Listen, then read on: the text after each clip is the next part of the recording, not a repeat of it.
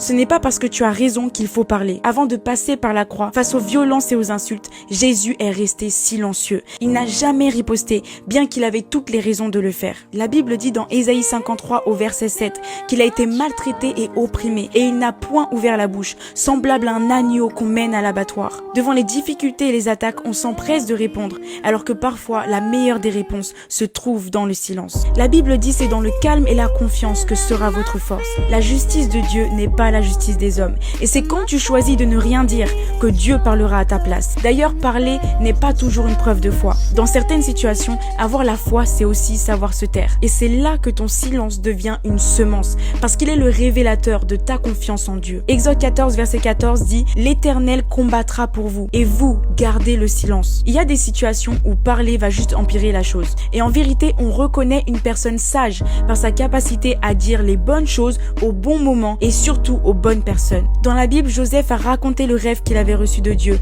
à ses frères qui l'ont détesté et vendu en esclavage. Tout ça parce qu'il s'est adressé aux mauvaises personnes. Tu n'es pas obligé de tout dire à tout le monde. Jésus a dit à ses disciples dans Jean 16 verset 12 « J'ai encore beaucoup de choses à vous dire, mais vous ne pouvez pas les porter maintenant. » Jésus connaissait ses disciples et il savait que ce n'était pas le temps pour eux d'entendre certaines choses. Alors je prie que tu aies la sagesse de Jésus de savoir quand, comment et à qui parler. Sois béni.